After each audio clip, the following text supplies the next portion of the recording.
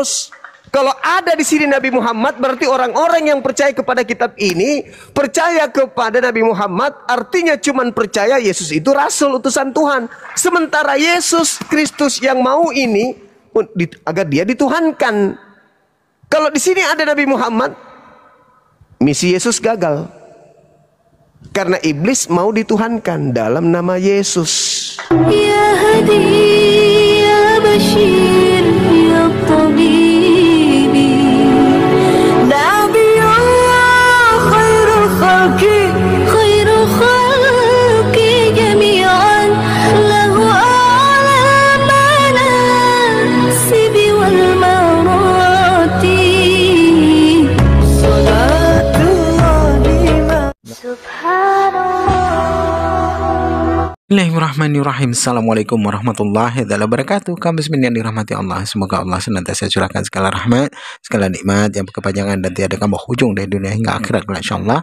Dan Allah pun kabulkan kita para kaum muslimin di bawah naungan aras Allah, beserta para nabi, beserta para orang-orang yang Allah kasihi, Allah sayangi, Allah cinta, insyaallah, di bawah naungan aras Allah kelak di mana tiada naungan selain daripada naungannya, insyaallah. Amin amin Allahumma amin.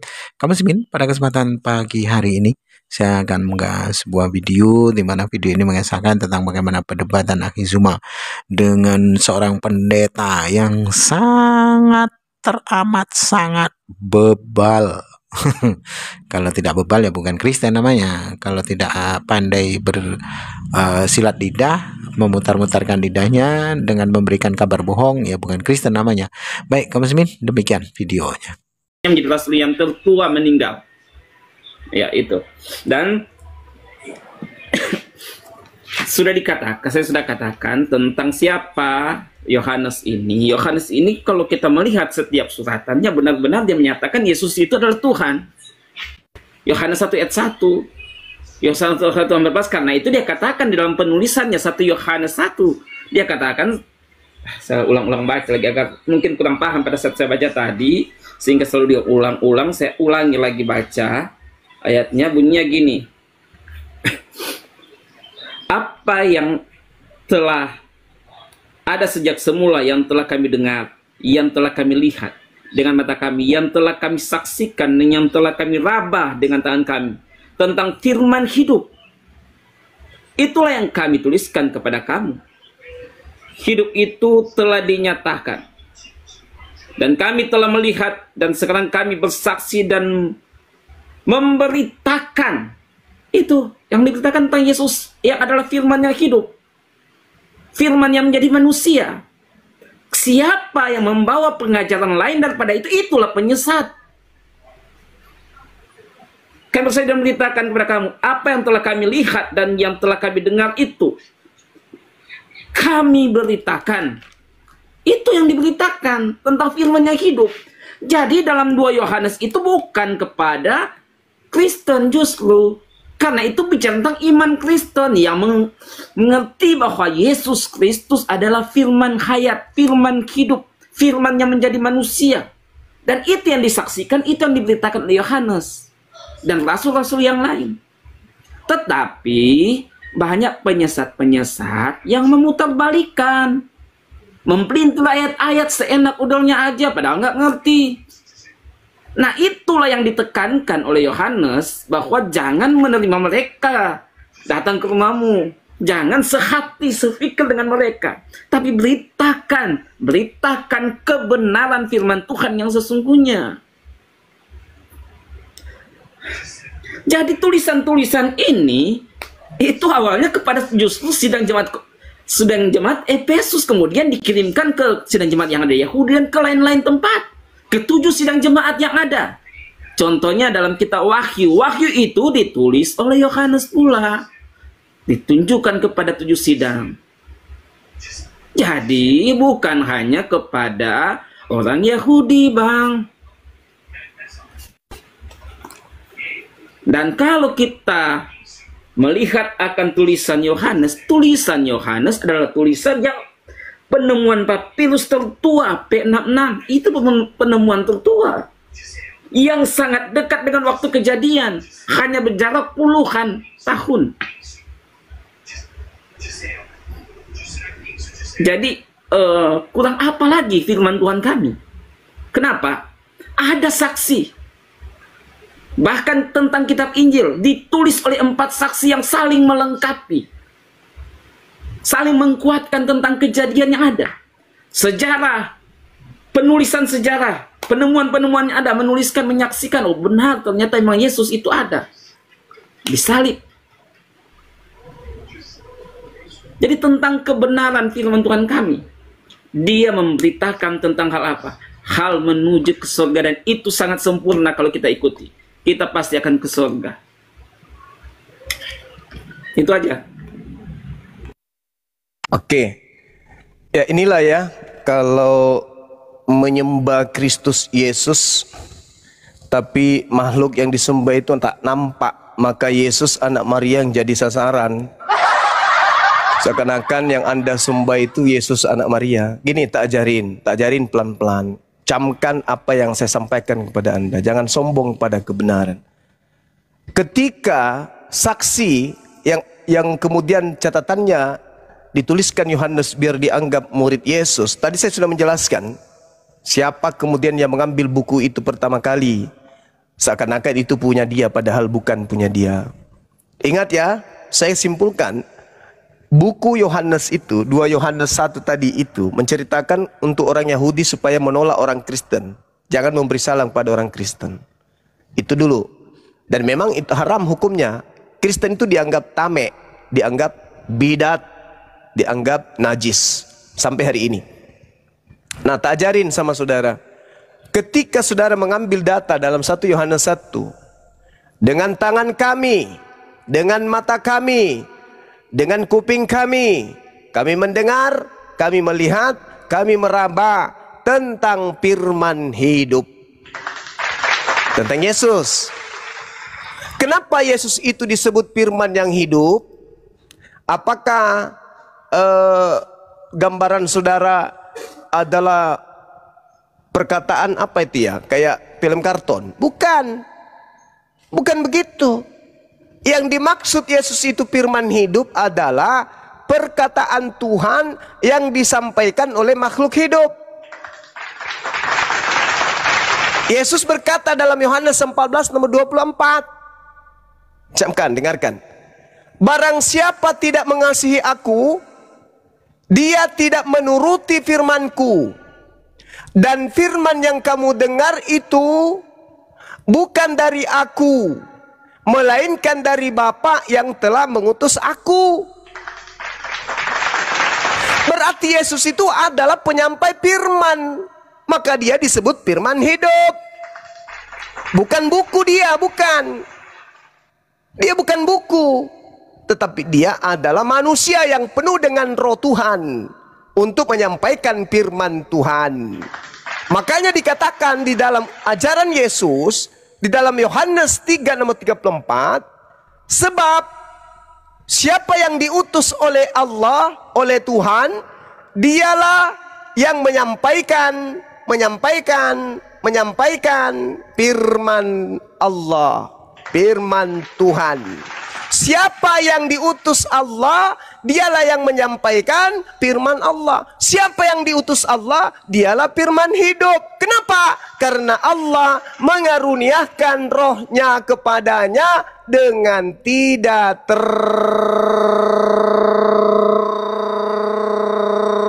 terbatas.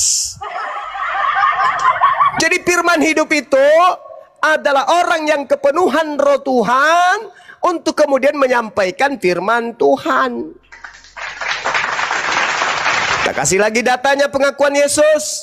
Apa kata Yesus tentang dirinya? Kata Yesus, barang siapa percaya kepadaku, dia bukan percaya kepadaku, tetapi percaya kepada dia yang mengutus aku. Barang siapa melihat aku, ia melihat dia yang telah mengutus aku.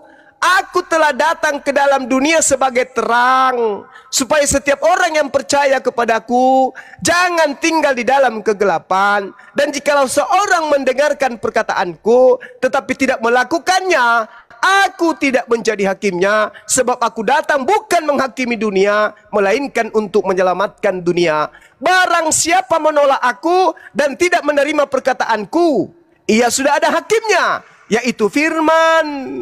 Dia sudah ada hakimnya, yaitu firman.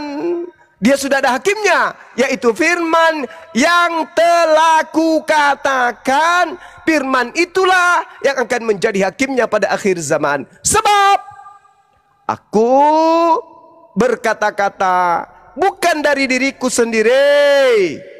Sebab aku berkata-kata bukan dari diriku sendiri, tetapi dari Bapa yang mengutus aku.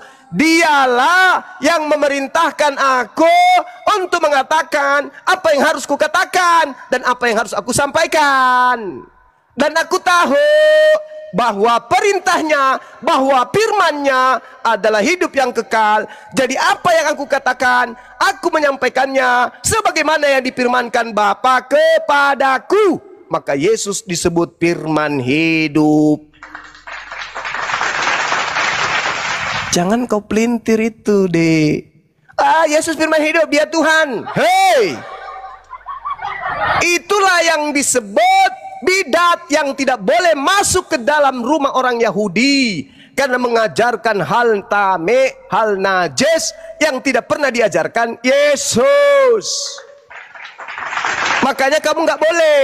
Kata pengarang buku Yohanes ini, orang yang tidak mengajarkan ajaran Yesus, jangan kau terima di rumahmu, bahkan jangan kau beri salam kepadanya. Barang siapa yang menerima orang Kristen di rumahnya dan memberi salam kepada orang Kristen, maka tempatnya adalah neraka. Kau itu haram hukumnya masuk ke rumah Yahudi. Haram hukumnya diberi salam oleh orang Yahudi.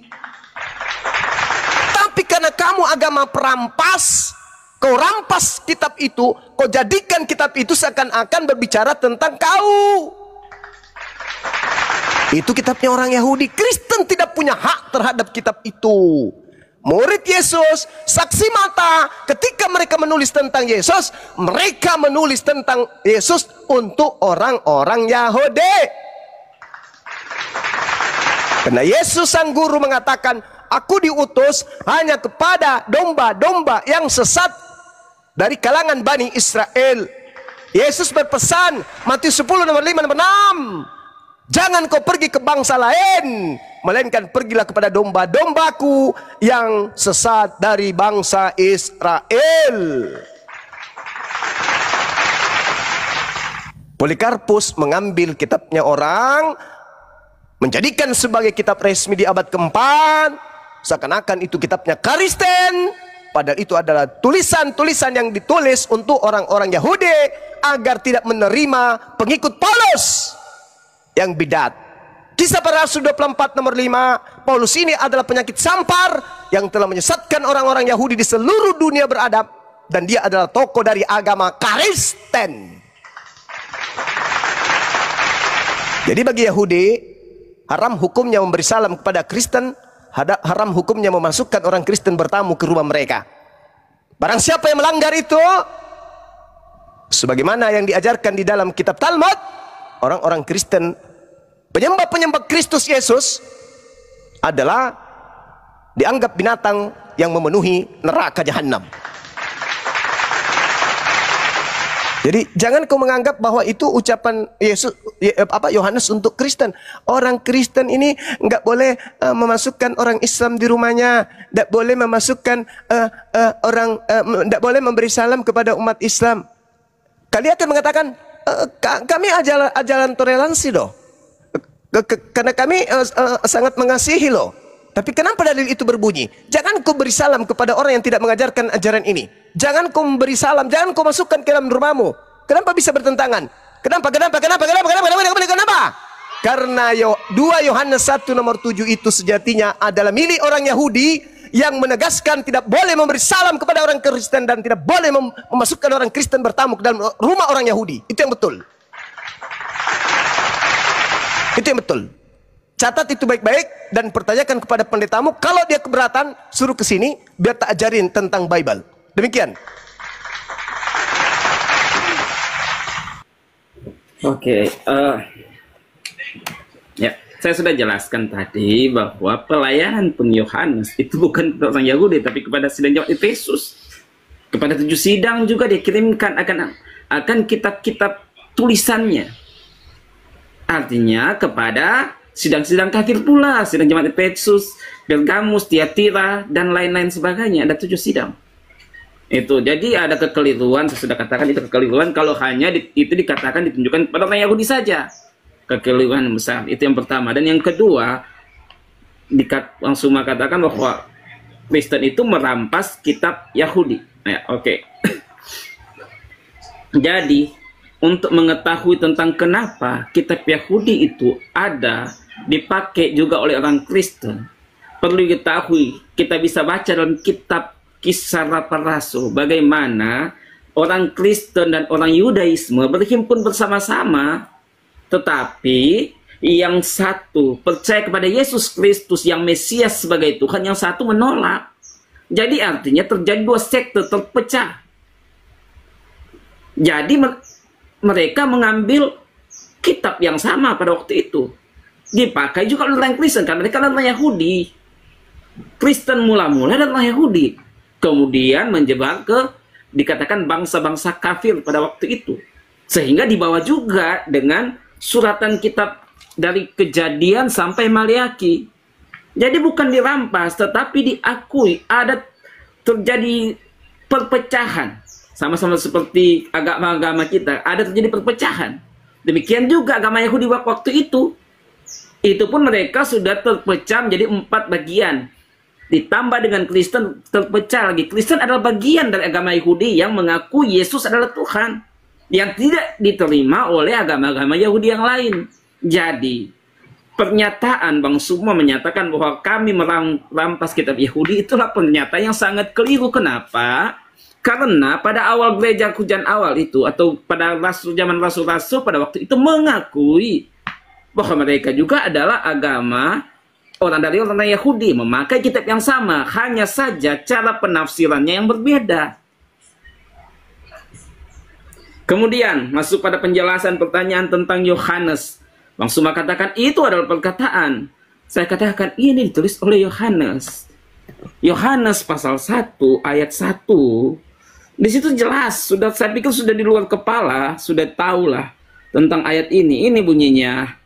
Maka pada awal pertama adalah firman, dan firman itu bersama-sama dengan Allah, dan firman itulah juga Allah. Itu ditulis oleh Yohanes ayat 14. Maka firman itu telah menjadi manusia serta tinggal di antara kita, dan kami sudah memandang kemuliaannya seperti kemuliaan anak yang tunggal yang daripada Bapa, penuh dengan anugerah dan kebenaran. Firman menjadi manusia. Nah, itu sebenarnya sejalan yang ayat yang diangkat tadi, tapi Bang Suma mempelintir menyatakan bahwa itu bicara tentang perkataan Yesus. Kita bukan bicara tentang Yesus berkata, tapi kita bicara tentang Yohanes yang memperkatakan siapa Yesus.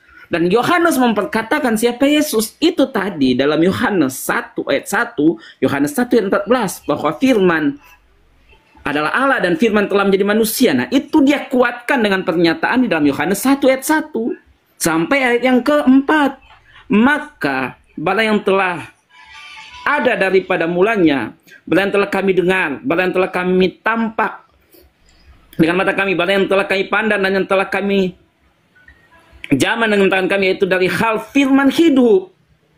Dari hal firman hidup itu bicara tentang oknum siapa Yesus yang dia maksud, bukan perkataan. Adapun hidup itu dinyatakan dari hal dari kami yang telah tampak dia, lalu menyaksikan dan memberitakan kepadamu hidup yang kekal. Tentang Yesus pula lalu dinyatakan kepada kita. Maka bala yang telah kami tampak dan dengar, kami beritakan pula kepada kamu. Itu diberitakan tentang Yesus sebagai firman yang hidup. Berhubungan juga dengan Yohanes ayat 1. Ini ayat rujukannya, Yohanes ayat 1, Yohanes ayat 14.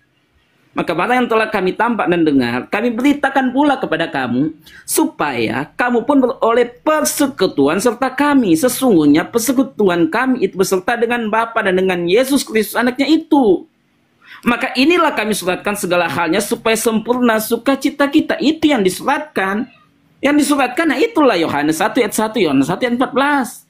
Sudah sangat jelas bagaimana pandangan Yohanes tentang Yesus itu.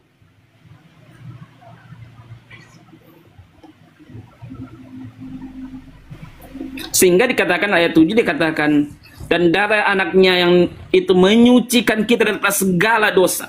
Ayat 7, tapi jikalau kita berjalan di dalam terang sebagaimana ia di dalam terang, maka bersekutu kita dengan seorang, dan darah Yesus anaknya itu menyucikan kita daripada segala dosa. Itu dia sampai bicara tentang pengorbanan Yesus, bicara tentang penyucian.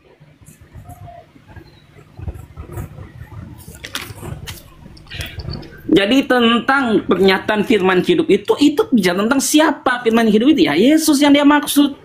Karena dia merujuk dari Yohanes 1 ayat 1, Yohanes 1 ayat 14. Itu kan ditulis juga oleh Yohanes. Bukan kita akan melihat pernyataan-pernyataan Yesus. Itu akan berbeda konteks kita. Saya pikir akan ada kekeliruan yang besar pada saat kita menyatakan bahwa itu kita hubungkan dengan perkataan Tuhan, bukan dengan apa pandangan Yohanes tentang Tuhan. Demikian. Oke, baik. Jadi Kristen ini, saudara Kristen maksud saya, ya, memberitakan kebenaran. Pola yang dibangun adalah mendudukkan Yesus itu sebagai Tuhan. Lalu mencari-cari kemana harus aku pergi mencari dalil ketuhanan Yesus ini, ya. Ya, maka diambillah kemudian konsep filsafat Helenisme. Firman itu Tuhan, firman itu jadi daging. Padahal kalau penulis Yohanes ini orang Yahudi, maka rujukannya itu jelas Yesaya 55:11. Ketika Tuhan punya ide, maka idenya itu diwujudkan dengan cara berfirman. Nah, terkait dengan Yesus ini, Yesus adalah ide. Tuhan punya ide menciptakan manusia lahir tanpa ayah. Itu ide Tuhan. Ide Tuhan ini keluar dari Tuhan berupa firman. Apa firman yang keluar dari Bapa? Dari Tuhan. Gagasan, ide, kehendak. Kehendak itu kemudian dihantarkan oleh Gabriel, disampaikan kepada Maria. Maria, ya paman, yang Maha Tinggi menginginkan kamu melahirkan seorang anak laki-laki bernama Yesus Kristus. Itu ide, itu firman. Yang dibawa Gabriel itu firman, bukan Yesus yang dibawa. Yesus belum ada.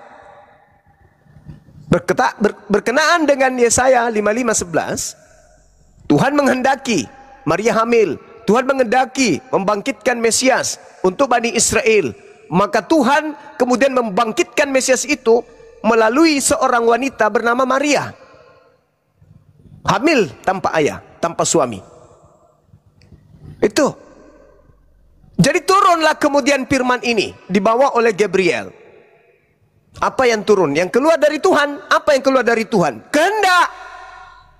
Bukan Yesus. Makanya di dalam Mazmur 33 nomor 9, Tuhan memberi perintah, maka semuanya ada. Tadinya Yesus tak ada. Tuhan memberi perintah.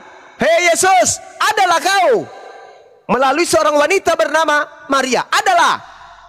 Kun fayakun. Maka tiba-tiba Yesus ada. Apa perkataan Yesus setelah ada? Yohanes 8. Apa kata Yesus? Aku ada bukan atas kehendakku sendiri. Berarti dia berasal dari kun. Dari perkataan, dari firman. Nah, firman ketika datang keluar dari Tuhan, diantar oleh Gabriel, kemudian menjadi daging. Tak ada masalah. Tuhan berkata, akulah Tuhan yang maha berkehendak, menghendaki menciptakan manusia tanpa ayah bernama Yesus melalui rahim seorang wanita bernama Maria. Jadi enggak? Jadi. Maka pada bulannya adalah firman. Firman itu, kehendak itu bersama-sama dengan Tuhan. Dan Tuhan ketika berkehendak, menurunkan kemudian informasi itu melalui malaikat Gabriel untuk disampaikan kepada seorang wanita. Lahir Yesus, manusia, ciptaan. Ketika dia lahir, apa pengakuannya? Aku jadi manusia, aku datang sebagai manusia, aku datang bukan atas kehendakku sendiri. Selesai kan? Sebenarnya Bung, Anda itu menggunakan filsafat Helenisme itu tidak cocok untuk Yesus. Harusnya Anda menggunakan filsafat kemudian yang ada di ajaran Filipi, politeisme, filsafat politeisme yang Anda pakai. Jangan yang Helenisme itu, tapi politeisme yang Anda gunakan. Apa itu? Theos, mengosongkan dirinya, tidak mempertahankan keteosannya, melainkan menjadi hamba. Jadi dewa menghilangkan kedewaannya, nuzul turun sama seperti Krishna, lalu kemudian menjadi hamba, mati di salib. Itu jangan pula yang mati di salib itu kau anggap Yesus yang lahir jadi daging. Yesus yang lahir dari daging yang berasal dari firman Tuhan itu seorang nabi. Dia lahir karena mujizat, karena kenabiannya, diutus di tengah Bani Israel. Jangan kau Helenisme di sana, jangan. Karena yang terjadi kepada Maria itu benar-benar melahirkan seorang manusia. Jadi filsafat Helenisme itu nggak cocok. Yang cocok itu adalah mujizat. Tuhan berfirman, jadilah manusia.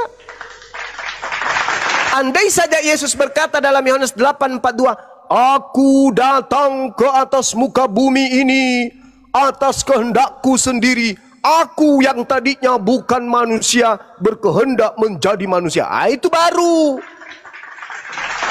Faktanya kagak. Yesus mengatakan, aku datang bukan atas kehendakku. Dan ingat, di dalam Yohanes 5 nomor 26, sebab sama seperti Bapa mempunyai hidup dalam dirinya sendiri, demikian juga diberikan dalam bahasa Yunani dedomi, diberikan kepada anaknya mempunyai hidup dalam dirinya sendiri. Yesus memiliki kehidupan sendiri yang berbeda dengan kehidupan Bapa, walaupun kehidupan Yesus itu adalah hasil dari pemberian. Jadi ajaran politeisme kau gabungkan kembali ke dalam filsafat Helenisme. Jangan. Kenapa? Karena Anda dibantah oleh Yesus. Anda dibantah oleh Bible itu sendiri. Yesaya 55:11, Mazmur 33 nomor 9. Jadi nggak boleh saudara memaksakan itu. Makanya di dalam kitabnya orang Yahudi dikatakan begini, anak-anakku, waktu ini adalah waktu terakhir. Seperti yang telah kamu dengar, seorang antikristus akan datang. Sekarang telah bangkit banyak antikristus. Itulah tandanya bahwa waktu ini benar-benar adalah waktu yang terakhir. Memang berasal dari antara kita, tetapi mereka tidak sungguh-sungguh berasal dari kita. Sebab jika mereka sungguh-sungguh termasuk pada kita, niscaya mereka tetap bersama-sama dengan kita. Tetapi hal itu harus terjadi supaya menjadi nyata bahwa tidak semua mereka sungguh-sungguh termasuk daripada kita. Jadi memang kata penulis Yohanes, ada antikristus berasal dari tengah-tengah mereka itu sendiri. Jadi sekali lagi saudara, kembali kepada kitab yang saya jelaskan kepada Anda, 2 Yohanes 1 itu, bahwa orang Yahudi diajarkan untuk jangan menerima orang Kristen di rumah mereka dan jangan mengucapkan salam kepada mereka. Apakah masih berlaku sampai hari ini? Masih. Demikian. Iya, oke. Ya, jadi pernyataan Bang Suma mengatakan bahwa yang dimaksud itu firman dengan cerita, ide, dan lain sebagainya. Oke, kita pakai data. Kita cek datanya kalau seperti itu atau bukan. Ini datanya. Ya. Maka awal pertama adalah firman, dan firman bersama-sama dengan Allah, dan firman itulah juga Allah.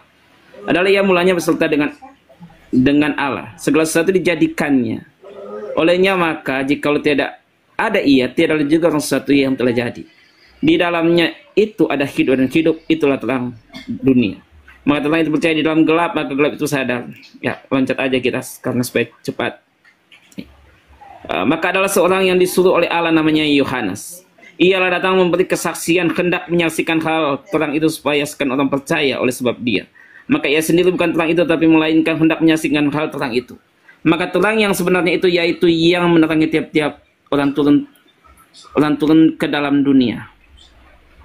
Jadi maka terang yang sebenarnya itu yaitu yang menerangi tiap-tiap orang turun ke dalam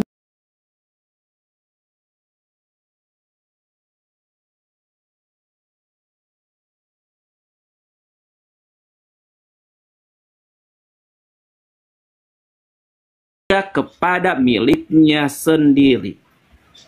Dan orang yang dimilikinya itu pun tiada menerima dia, karena itu sehingga mereka menyalibkan dia. Jadi maka datanglah ia. Jadi ternyata bukan hanya bicara tentang perkataan, ide yang dikatakan kemudian hamilah,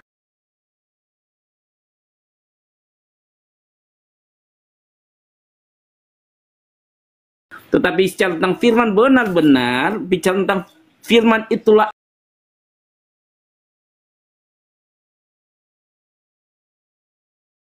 Allah yang datang. Karena itu maka datanglah ia kepada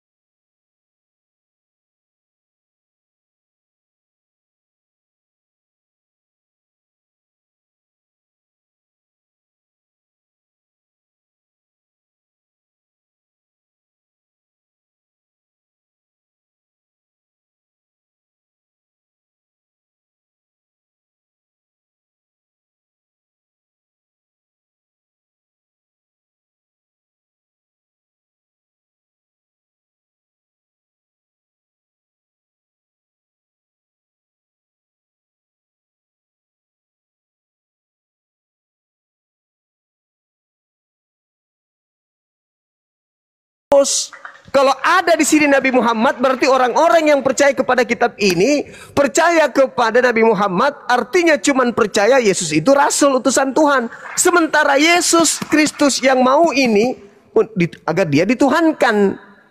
Kalau di sini ada Nabi Muhammad, misi Yesus gagal. Karena iblis mau dituhankan dalam nama Yesus. Yesus yang asli mau dinabikan, mau diakui sebagai Mesias untuk Bani Israel. Yesus yang palsu mau supaya dia dituhankan. Kalau di sini ada Nabi Muhammad, maka tapi gini dia, Bang. sabar dulu. Maka gugurlah ketuhanannya. Ingat saudara, Lukas, Markus, Matius, Yohanes, 4 kitab yang lolos. Sabar dulu, 4 kitab yang lolos yang menguatkan ketuhanan Yesus Kristus. Injil Thomas, Filipus, Andreas, kemudian Maria, dan yang lain-lainnya itu tidak diloloskan. Kenapa? Karena tidak mendukung ketuhanan daripada Kristus Yesus. Ada itu kekuatan. Kan kata abang. Itu kan kata abang itu. Sekarang saya tanya sama saudara, siapa yang memberitakan Injil bersama dengan Yesus? Intinya, Bang, Ya, intinya. Kan begitu intinya. Intinya itu, kenapa itu Nabi Muhammad tidak ada di perjanjian baru di Alkitab kami, sedangkan kalian itu ada Nabi Isa, Bang. Saudara, kenapa tidak ada Nabi Muhammad di sini? Karena iblis ingin disembah. Di sini digunakan, kitab ini digunakan untuk menuhankan Kristus Yesus. Tapi kenapa Nabi Isa ada di kitab kalian? Karena Nabi Isa ada Nabi Isa dalam Al-Quran. Karena Al-Quran itu adalah berita gaib dari langit yang diberitakan oleh yang maha menyaksikan.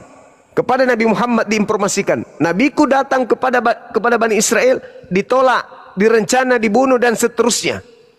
Tetapi sebenarnya mereka tidak membunuhnya, melainkan aku angkat ke langit. Yang mereka bunuh adalah orang yang diserupakan. Berarti yang disalib adalah bukan Nabi Isa. Yang disalib keluar dari kubur. Setelah keluar dari kubur, yang disalib ini ingin dituhankan. Sejak kapan Yesus anak Maria mengajarkan untuk menuhankan dirinya? Tak pernah. Tapi kenapa giliran ada yang keluar dari kubur kok minta disembah? Siapa dia? Rupa-rupanya Yesus memang berpesan, waspadalah kepada penyesat yang datang kepadamu dengan memakai namaku dan berkata, akulah Yesus Kristus. Jangan kau percaya. Berarti kata Yesus yang asli, ada penyesat muncul setelahku bernama Yesus Kristus. Itulah yang kamu sembah. Selamat. Jadi sekarang gini bang, tapi kan ada itu kan yang di kitab Muslim ada itu Nabi Isa bang. Kalau kami ini Kristen nggak ada bang itu Nabi Muhammad, bagaimana kami percaya? Sampai kapanpun kami nggak akan percaya bangku, karena tidak ada di kitab Kristen menyatakan itu. Kecuali sekarang tadi, abang itu menggantinya ke Menteri Agama Dunia. Abang taruh situ perjanjian baru di Nabi Muhammad. Oke, tolong Anda jelaskan kepada saya. Tidak ada Nabi Muhammad di sini. Oke, karena kalaupun ada pasti dihapus. Kalau ini, kalau di sini muncul, saudara, kalau Nabi Muhammad muncul di sini, apakah masih ada yang Kristen?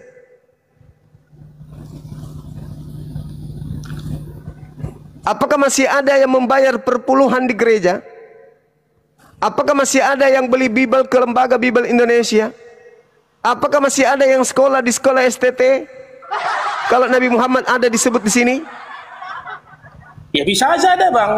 Karena bagaimana firman Tuhan itu pasti akan dilaksanakan. Oh, ini Anda anggap firman Tuhan? Bagaimana? Ini Anda anggap firman Tuhan? Ya iyalah bang. Jadi berarti firman Tuhan itu bisa dikoreksi, bisa direvisi. Gini dia bang, itu gimana? Dari dulunya, bahkan nenek moyang kita pun itu udah tidak ada di situ bang. Jadi apa yang dikatakan firman itu, berarti itulah yang kita percayai bang, karena itu yang muncul sama kita. Sekarang pertanyaan saya, apakah firman Tuhan itu bisa dikoreksi oleh manusia, bisa direvisi oleh manusia? Firman Tuhan bisa Siapa yang revisi bang? Ini kitab Anda 2023 direvisi lagi. Kenapa direvisi? Kalau ini firman Tuhan, berarti manusia merevisi firman Tuhan lebih Tuhan daripada Tuhan. Firman Tuhan itu tidak bisa direvisi oleh manusia. Ini contohnya. Manusia dari mana yang bisa merevisi ini? Nggak ada. Tapi ini setiap saat boleh direvisi oleh siapapun dan kapanpun, sesuai dengan kesepakatan kalian.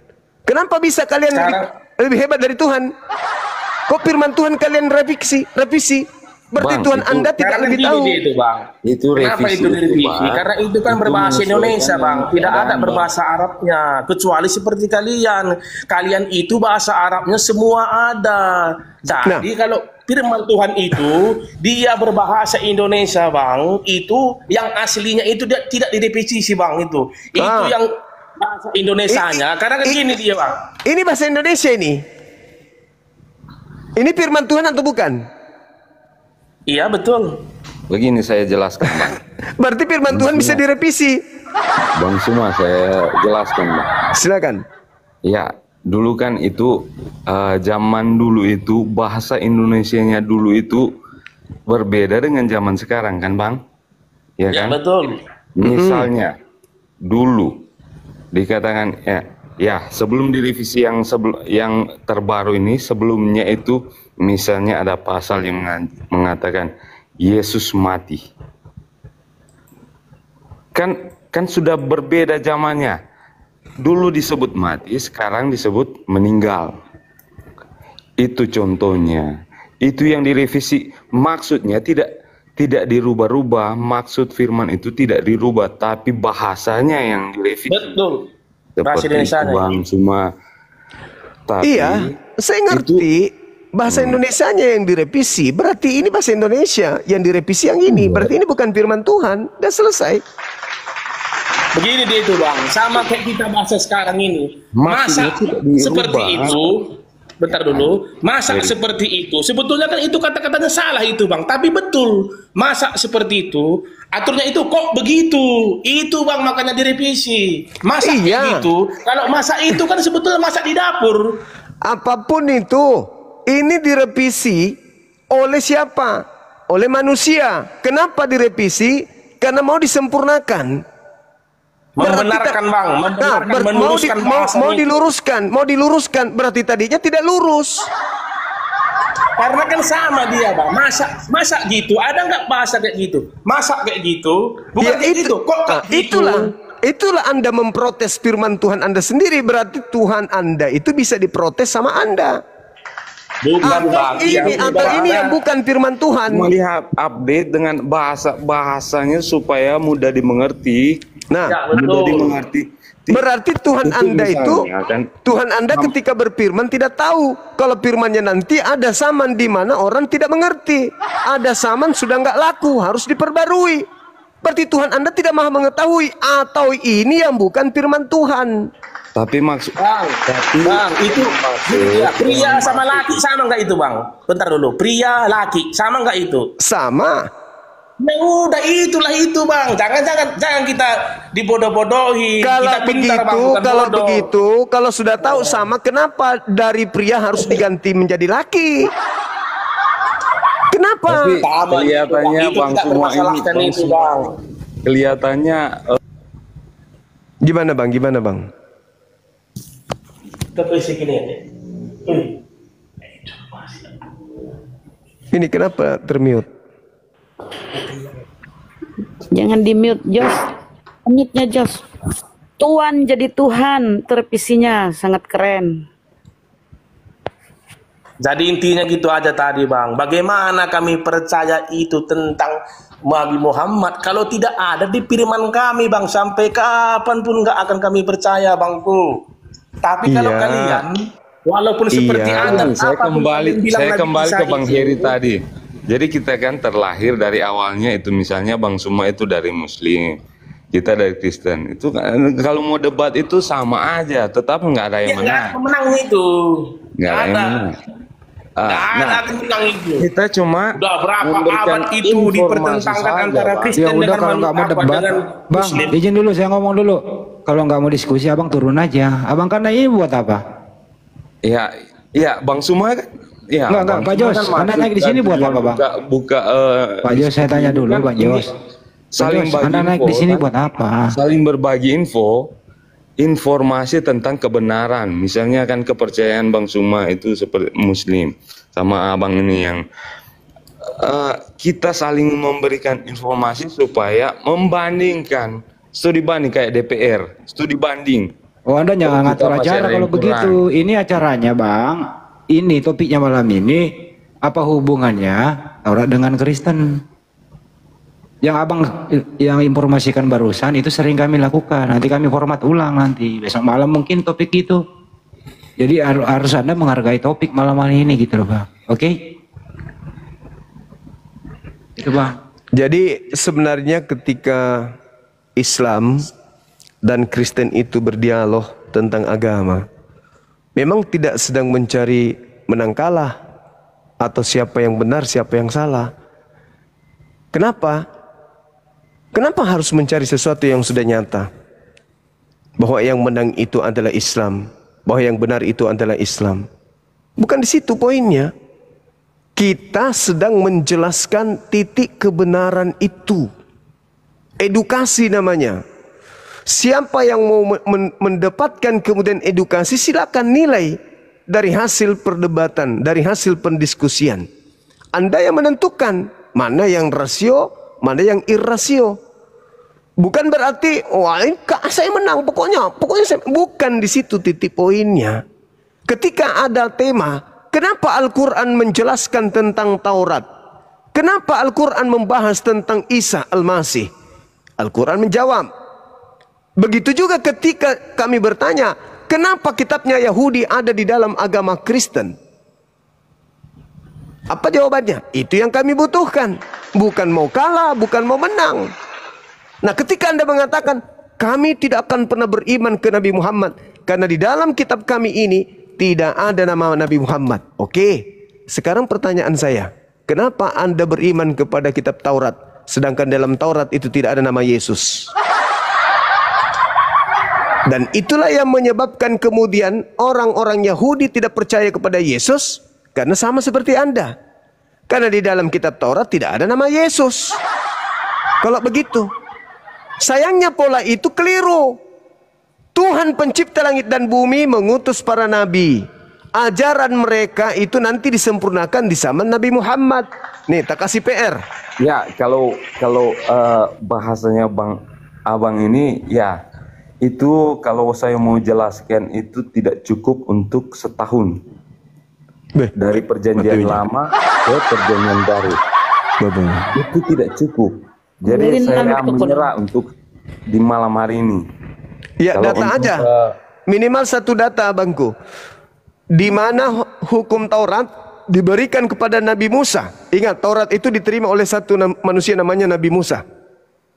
Menerima mandat dari Elohim agar aturan, ketetapan, ketentuan, hukum-hukum, perintah dan larangan itu yang diterima Nabi Musa diperintahkan kepada Nabi Musa untuk beritakan kepada orang Romawi. Bukan sebagai Romawi. Masa Romawi? Lalu kepada siapa?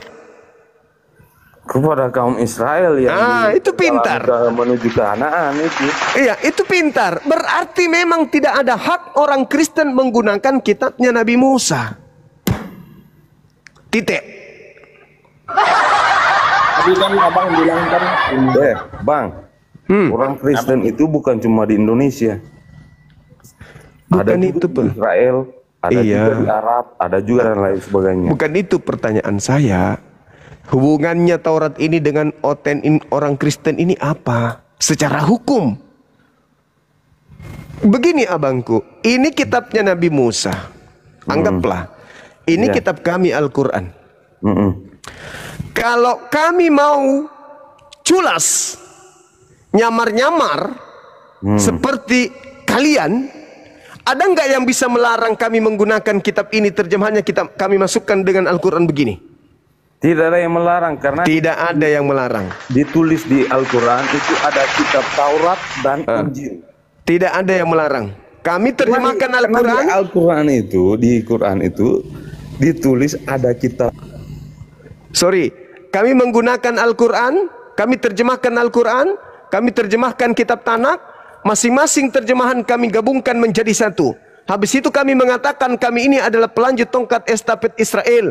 Kami ini adalah Israel rohani. Boleh nggak? Bisa nggak diterima? Ikhlas nggak kalian menerima itu? Kalau Islam itu adalah Israel rohani. Karena kami sudah menggabungkan kitab terjemahannya orang Yahudi dengan terjemahan Al-Quranul Karim. Lalu kami mengatakan kami ini adalah pengikut Yesus. Kami ini adalah Israel rohani. Boleh nggak? Dibenarkan nggak gitu?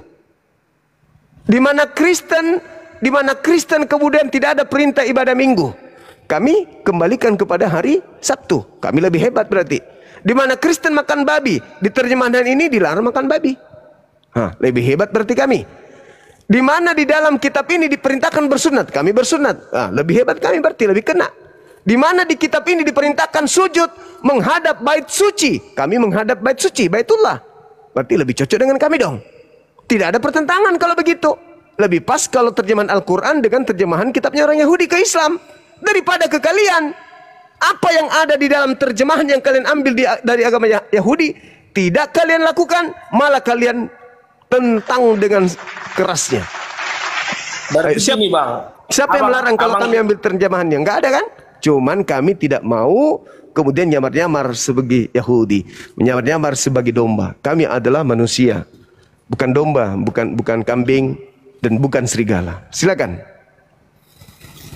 Jadi dari bahasa abang itu saya sudah tahu, Bang. Jadi abang ini, tujuan abang ini pasti untuk mengambil umat, Bang. Betul tidak? Maksudnya mengambil umat gimana? Tujuan abang ini, tujuan abang ini, Bang. Iya, tujuan abang ini seperti ini. Mengambil umat kan tujuan abang kan? Tujuan saya menjalankan perintah Al-Quran. Agar percaya ke Al-Quran. Kan sama aja itu, Bang. Bukan. Bukan. Agar manusia itu menggunakan akal sehat. Kalau Anda sudah menggunakan akal sehat Anda, saya tidak mengajak pun Anda akan sendiri yang mencari keselamatan. Bukankah Anda ingin selamat? Bukankah setiap manusia punya hak prerogatif untuk selamat? Ya. Nah, ketika saya menjelaskan dan masuk ke dalam otak Anda, apa perlu saya paksa? Enggak kan? Apa perlu saya kasih Indomie? Apa artinya, Bang? Apa artinya? Artinya saya menjalankan apa yang diperintahkan Al-Quran saya untuk menyeru manusia kepada jalan Tuhanmu dengan kebenaran. Sama seperti di kitab saudara Amanat Agung. Jadikanlah seluruh bangsa menjadi pengikutku. Beritakanlah Injil kepada seluruh makhluk. Sama. Bedanya. Dari dulu pun sudah tahu itu, Bang. Semua orang itu dari dulu pun sudah tahu. Bedanya Anda memberitakan Bible kepada orang lain dan Anda menginginkan orang lain menjadi pengikut agama Anda tanpa menggunakan otak ini. Tapi hanya dengan Indomie. Anda buat kisru, buat keributan, buat bencana dulu, peperangan, orang sudah lapar, orang sudah khawatir, ketakutan, baru Anda datang. Mari kami bernyanyi, memuji Tuhan bersama-sama. Kalian di sini kami kasih pakaian, kami kasih Indomie, habis itu kita nyanyi-nyanyi rohani. Itu yang kalian pakai. Kalau kami enggak, kami tablik, kami berdakwah buka-bukaan, kami terang-terangan, kami enggak sembunyi-sembunyi. Coba lihat di masjid-masjid itu, toanya terang-terangan. Coba kalian di gereja pakai toa, bacakan Bible kalian. Berani enggak? Enggak berani. Tapi kalau giliran ada bencana, kalian datang sembunyi-sembunyi, kasih Bible. Ambil ini Bible-nya ya, baca-baca ya. Kenapa enggak terang-terangan aja? Bukan pada saat ada bencana, pada saat ada musibah, pada saat ada perang, pada saat ada gempa. Semua. Kami cuma ya kalau saya kan di Sulawesi Utara toh. Iya. Kami kalau Kristen dengan Muslim itu sangat akur, damai dan lain sebagainya. Pokoknya ya saya cuma menginginkan ke Bang Suma agar menyampaikan ke yang lain-lainnya yang misalnya ada pembongkaran tempat ibadah di daerah-daerah lain selain di Sulawesi Utara ini, tolonglah Bang Suma kasih edukasi sama kayak Bang Suma bilang tadi, tolonglah supaya orang di Sulawesi Utara juga teman-teman kami susah untuk membangun masjid. Jangan bangun masjid, membangun musola aja sulit. Jangan Anda, aduh sudahlah, kami tahu telinga kami ada di mana-mana, mata kami ada di mana-mana, saudara. Itu yang perlu saudara pahami.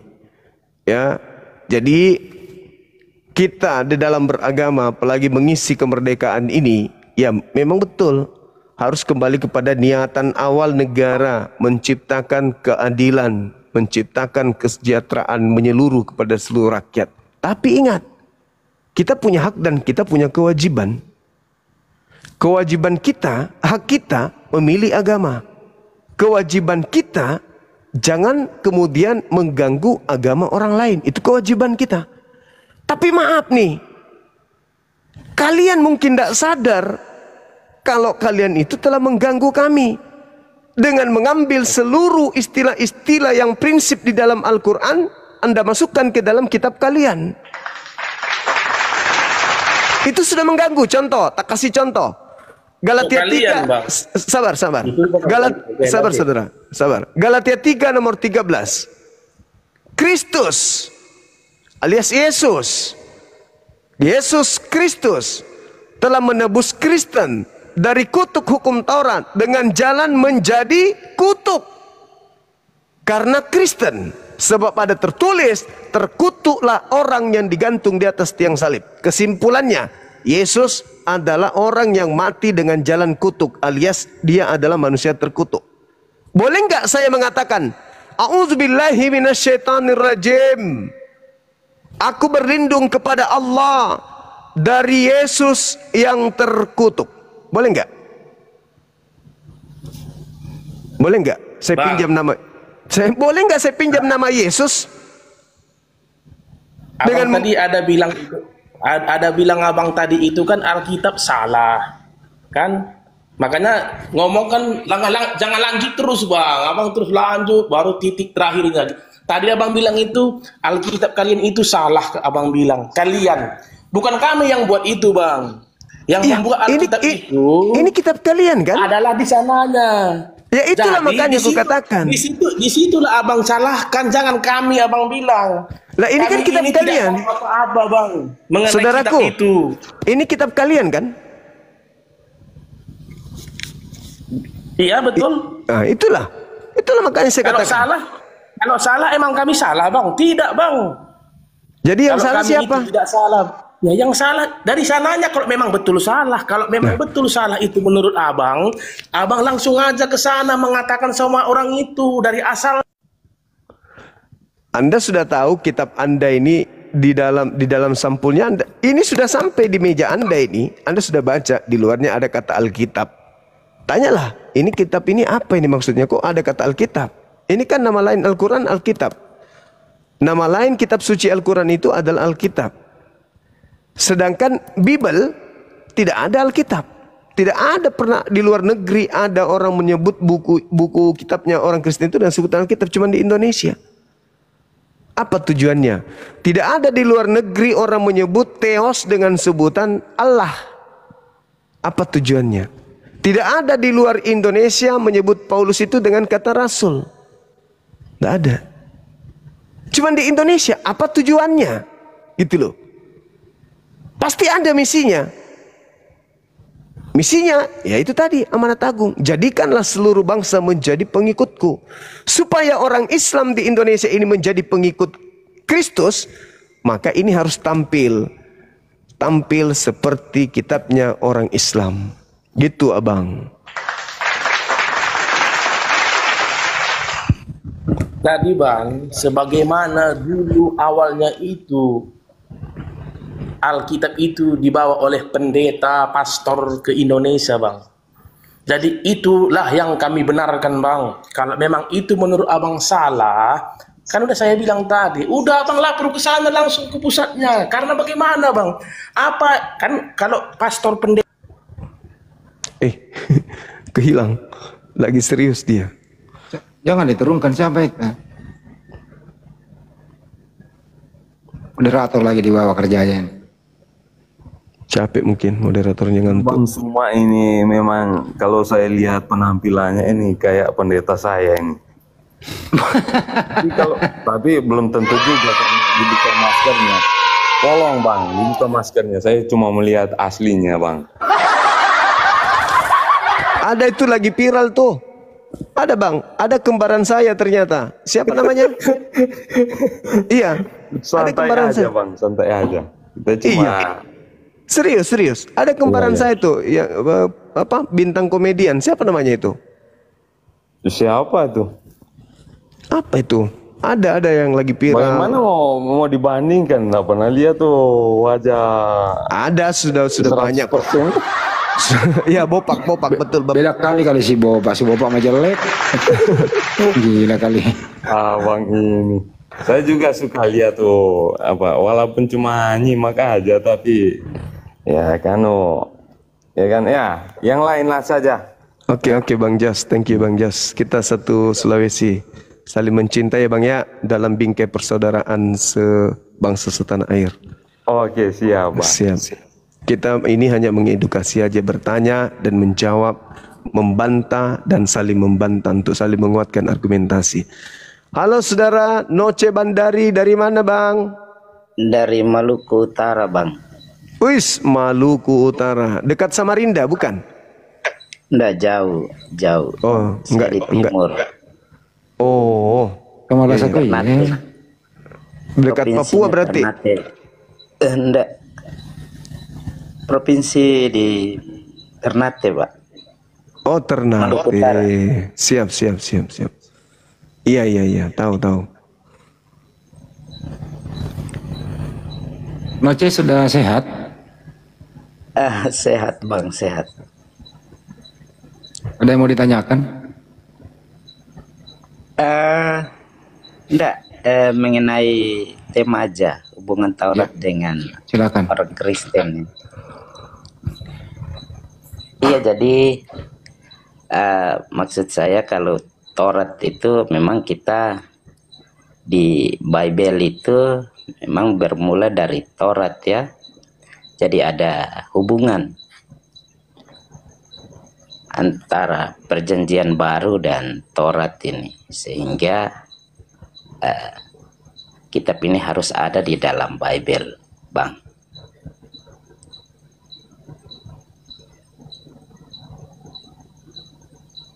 Di mana Bang dalilnya di Taurat kepada Musa agar diberikan kepada bangsa lain di luar Israel? Enggak, memang Taurat itu diberikan kepada bangsa Israel. Nah, Tapi kami mengenal Allah itu dari Allah Israel. Pencipta alam semesta itu kan dari bangsa Israel. Ya, sehingga diambil kitabnya gitu, terjemahannya. Iya, karena memang kalau dirunut dari awal ya memang harus bermula dari situ. Tapi kan peruntukannya hanya untuk Bani Israel, Bang. Kok jadi Anda yang ngambil? Enggak, tapi yang kami imani itu kan Allah Israel. Iya, Abraham, Allah Israel menyatakan diri, memperkenalkan diri kepada Bani Israel. Iya, memang pada mulanya, pada awalnya memang bangsa Israel. Tapi ini kan Tuhan untuk seluruh bangsa. Jadi bagi orang Kristen ya tidak ada masalah sebenarnya untuk mempelajari Tuhannya. Tapi tidak ada legalitasnya, tidak ada validasi dari Tuhan bahwa firman-Nya yang diberikan kepada Bani Israel itu diberikan kepada Kristen. Iya, kalau Kristen itu kan pengikut Kristus jadi baru ya. Tapi semua yang diajarkan oleh Yesus itu sebenarnya dari bangsa Yahudi, dari umat Yahudi. Jadi ada kesinambungan, ada hubungan lah Bang. Jadi kami harus memiliki kitab Taurat di dalam Bible, Bang. Memiliki kitab Taurat di dalam Bible. Tapi kan kitab ini diwahyukan hanya untuk Bani Israel kan? Iya, kitab itu kan memang pada saat bangsa Israel keluar. Berarti pemiliknya siapa, Bang? Memang pemiliknya umat Yahudi atau Israel, Bang. Tapi kami memiliki Allah yang kami imani adalah Allah Israel. Jadi bagi kami orang Kristen ya tidak jadi masalah. Itu sama halnya begini abangku. Anda punya setan bermasker itu dipermasalahkan Alkitab ini untuk apa? Setan makhluk bermasker tiap hari. Santai Bang, santai. Santai aja Bang, santai, jangan emosi lah. Santai. Duduk di pojokan dulu Bang ya. Siap COVID setiap hari. Jadi sama halnya Bang Noce, diam dulu Bang Maskur. Tunggu giliran Anda. Anda duduk aja di situ ya sambil garuk pantat. Dengar, Saudara Noce. Sama ketika Anda melihat tetangga Anda punya lahan luas. Ya kan ya? Terus kemudian Anda berpikir bahwa dia diberikan oleh negara. Lantas Anda merampasnya, Anda mengambilnya dengan alasan bahwa ya negara yang memberikan ke tetangga saya ini kan negara Indonesia. Saya juga percaya bahwa Indonesia adalah negara kami. Pak Prabowo adalah presiden kami. Kan percaya. Maka ya saya boleh dong mengambil tanah orang ini. Itu sama itu Bang. Padahal itu bukan hak Anda. Itu miliknya Yahudi. Enggak, tapi orang Yahudi tidak mempersoalkan itu ketika kami memiliki Taurat di dalam Bible, Bang. Karena Anda cuma mengambil terjemahan. Enggak, karena kalau memang bangsa Israel mempersoalkan ketika Taurat itu ada dalam Bible, setidaknya orang Kristen yang di Israel sana pun pasti mereka sudah dilarang untuk menggunakan Taurat. Abangku, tapi kan tidak dilarang, Bang. Ini sudah hampir 2000 tahun loh. Pertama, kitab Tanakh itu, Torah itu diterjemahkan ke Septuaginta. Abad 3 sebelum Masehi itu diperuntukkan untuk orang-orang Yahudi. Untuk orang-orang Yahudi. Di zaman Ptolemy ya Bang? Iya, betul. untuk orang-orang Yahudi itu diterjemahkan. Tapi kemudian di abad kedua, abad ketiga, abad keempat, iya, beralih dia. Beralih. Awal memang diperuntukkan orang-orang Yahudi, tapi di zaman pemerintahan Ptolemei itu kan Ptolemei meminta supaya rabi-rabi Yahudi menerjemahkan ke bahasa Yunani yang dikenal dengan Septuaginta. Kan dengan sukarela apa menerjemahkan itu, Bang. Itu berarti tidak masalah kan? Itu diterjemahkan untuk orang-orang Yahudi yang tidak tahu lagi Ibrani. Maka Ptolemy memerintahkan rabi-rabi untuk menerjemahkan itu ke dalam bahasa Septuaginta, bahasa Yunani, supaya orang Yahudi yang ada di tengah-tengah Alexandria, orang Mesir ini, itu bisa kemudian membaca, mengetahui isi Torah, Tanakh dalam bahasa Septuaginta. Nah, awalnya diterjemahkan kepada orang-orang Yahudi yang tinggal di bangsa asing. Berubah turun sampai ke Roma. Masuk kemudian ke kerajaan Romawi. Abad kedua, abad ketiga, abad keempat. Sudah dicocokkan dengan kitab-kitab perjanjian baru. Akhirnya kitabnya Yahudi disebutlah perjanjian lama. Tapi tidak ada alasannya. Kenapa kemudian orang Yahudi tidak keberatan? Karena yang diambil oleh orang Kristen itu terjemahan dari Alexandria yang turun-temurun kemudian berubah sehingga terjemahan yang kalian katakan perjanjian lama itu sudah jauh meninggalkan aslinya. Jadi tidak ada lagi haknya orang Yahudi untuk mengklaim itu kan terjemahan kitab kami. Kenapa? Karena ketika mereka mendudukkan kitab asli disandingkan dengan perjanjian lama milik Kristen, ternyata nggak sesuai. Lain di asli, lain di terjemahan. Makanya mereka tidak lagi keberatan karena sudah lain. Saya bisa buktikan itu. Contoh misalnya di Yeskiel 34 nomor 16. Di situ dikatakan kata samad. Kata samad itu harusnya kulenyapkan, kumusnahkan, kubinasakan. Tapi masuk di dalam kitab saudara itu menghilang. Kata binasa itu menjadi apa? Kupelihara, kulindungi. Kubinasakan dengan kulindungi itu berbeda. Jadi orang Yahudi berpikir, lah ini kan bukan kitabku. Itu kan terjemahan yang sudah jauh dari kitabku. Ngapain kurusin? Enggak, tapi kalau dilihat itu sama, hampir sama kan. Mungkin apa penafsirannya yang agak berbeda dalam terjemahan. Tapi sebenarnya sekiranya kitab Anda ini tertulis di luar di sini Taurat, mungkin kalian akan ditegur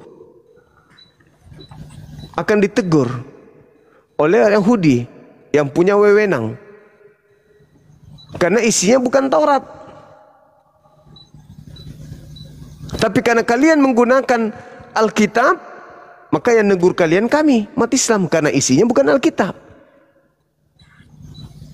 Gitu loh Bang. Coba aja ganti Torah Moses. Pasti ditegur. Lah ini apa haknya orang Yahudi menegurnya? Sudah Alkitab, tulisannya kitab Kejadian lah. Sudah bukan lagi Torah aslinya. Cuman terjemahan dan meninggalkan kemudian cangkang yang asli. Itulah makanya muncul pertanyaan, kenapa kalian menggunakan kitabnya orang yang dimana hukum-hukum itu mengikat kemudian bangsa Israel, bukan mengikat di luar Bani Israel. Gitu, saudara. Jadi kalau saudara hanya mengatakan ya kami menggunakan karena kami begini, oh itu klasik, itu dari tahun 3 zaman Belanda itu sudah, itu jawabannya Bang. Tapi yang kita butuhkan di sini adalah bagaimana orang Kristen mampu menunjukkan data seperti di dalam Ulangan 5, di dalam Ulangan 5, Ulangan 4, Ulangan 6, Ulangan 33, bahwa hukum Taurat atau hukum-hukum yang diberikan Tuhan kepada Bani Israel itu diperintahkan Musa untuk mengabarkan kepada di luar Israel. Ada nggak seperti itu? Ternyata nggak ada. Berarti saudara menggunakan kitabnya Yahudi secara legal, ilegal. Zuma. Ya, gimana saudara? Itu Zuma. Jangan kau blokir Edis. Jangan kau congor di sini Zuma. Sini orang ada adabnya ini orang apa ini yang kau katakan begini. Tidak benar itu, mong kosong kau. Kau dicari Nah, Edis. sekarang Sekarang saudara coba. Kau blokir Edis. Sekarang saya blokir Edis. Kau takut. Bodoh. Sekalian kau juga saya blokir seumur hidup. Masih mau kau datang besok? Masih mau kau? Hah? Yang kau lagi datang di sini, saya blokir kau sama Edis. Edis itu kan sudah ada di Amerika. Harusnya dia penginjilan kepada orang-orang Islam yang ada di Amerika sana. Ngapain dia masih masuk ke Indonesia ini untuk berdebat? Dia kan sudah di luar, sudah kabur dari Indonesia ini ya. Kenapa harus kembali lagi ke Indonesia? Kalau memang mau berdebat dengan orang Indonesia, waalaikumsalam, maka dia harus kembali ke Indonesia baru berdebat dengan kita. Anda sudah kabur keluar kok, di luar aja. Di luar banyak orang Islam di luar. Kalau mau berdebat dengan orang Indonesia, kembali ke Indonesia. Gitu. DPO kok diajak debat. Demikian tadi kaum muslimin ya, di mana perdebatan itu berlangsung dan dia bawa data palsu ya. Seorang pendeta ini membawa data palsu untuk mengelabui umat Islam. Pikirnya umat Islam ini bodoh, pikirnya umat Islam itu seperti Kristen, tidak pernah membaca kitab gitu. Mereka sangka itu seperti itu ya. Sehingga dengan PD-nya berikan data-data palsu, data-data yang tidak ada nomornya, tidak ada pasalnya. Mereka buat sendiri, itu editan dia buat, mereka buat sendiri untuk memberikan apa argumentasi dustanya itu ya sebagai hujahnya, dan dalil itu tidak tertulis di dalam kitabnya. Nah, ini yang menjadi sebuah apa ya, kerancuan. Tapi anehnya mereka ini pede ya, pede sekali dalam menguraikannya ya, seolah-olah mereka berpikir bahasanya itu tidak akan pernah ketahuan, seolah-olah umat Islam itu tidak akan pernah tahu apa yang mereka buat. Padahal umat muslim ini ketika hendak berdebat itu sebelumnya itu sudah dibaca keseluruhannya, dibaca terlebih dahulu keseluruhannya, sehingga ketika orang-orang Kristen itu membuat dusta dari apa yang mereka sampaikan, dan apabila mana itu tidak tertulis akan lekas ketahuan. Ini maka Kristen ini memang luar biasa, menghilangkan rasa malu, karena memang syarat menjadi Kristen itu wajib menghilangkan akal. Itu kata pendeta-pendeta demikian. Makanya ketika ada seorang jemaat kritis bertanya pada pendetanya, maka pendeta itu akan merapatkan gigi, melototkan mata, lalu mengatakan, wah bahaya, anak ini sudah mulai sesat katanya. Pikirannya sesat. Jadi itulah, banyak sekali pendeta-pendeta itu ketika ditanya oleh jemaatnya, mereka selalu akan berkata, jangan banyak bertanya, cukup imani saja. Itu nyata, itu bukan dusta ya. Kalau ada jemaat yang kritis, itu akan dipepet terus, akan diawasi, karena dianggap itu akan menyesatkan yang lain, karena itu dianggap bahasanya itu sesat. Dan apabila mana seseorang Kristen dari jemaat mereka hendak masuk Islam ya, terdengar mau masuk Islam gitu, wah mereka tuh sibuk mendatangi rumah kita, itu biasanya begitu. Kita dibujuk-bujuk, kita dirayu-rayu, bahkan cenderung mereka juga membentak-bentak, mereka juga kadang marah-marah dengan alasan ya mau konseling lah mungkin kan begitu. Padahal tidak, mereka datang itu dengan amarah gitu. Baik kaum muslimin, mungkin hanya itu saja yang dapat saya sampaikan, dan saya Rifudesani. Wassalamualaikum warahmatullahi wabarakatuh.